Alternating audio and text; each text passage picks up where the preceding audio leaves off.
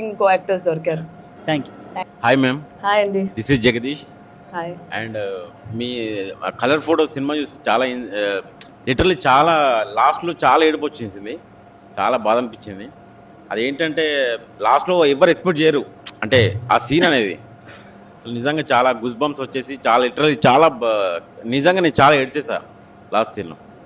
And ఇంకోటి ఏంటంటే మీకు ఎలాంటి సినిమాలు ఇంట్రెస్ట్, అంటే ఎక్కువ ఇంట్రెస్ట్ చేస్తారు అంటే చేయడానికా చూడటానికా? చేయడానికి మీకు ఎక్కువ ఇష్టమే, అంటే ఏవి చేస్తారు? Firstly thank you so much. Actually colour photo cinema release అయిన కొన్ని నెలల వరకు అయితే అర్ధరాత్రులు నాకు కాల్స్ వచ్చేవి యుఎస్ నుంచి, కానీ డే టైం ఎలాగో వచ్చేది.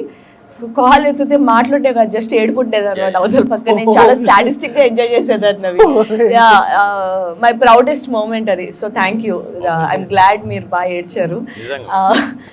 సెకండ్ ఏమన్నారు క్వశ్చన్? అండ్ మీకు ఎలాంటి సినిమాలు ఎక్కువ ఇష్టంగా చేస్తారు?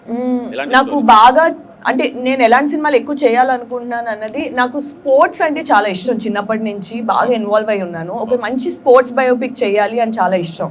Also I love thrillers, psychological thrillers ఇలాంటివి చాలా ఇష్టం. సో అలాంటి సినిమాలు చేయడానికి ఇష్టపడతాను.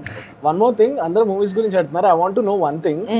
If you want to say anything to the girls, never repeat this mistake in a love. అంటే ఏం చెప్తారు? లవ్? యా, నేనే బాగా వీక్ దీంట్లో.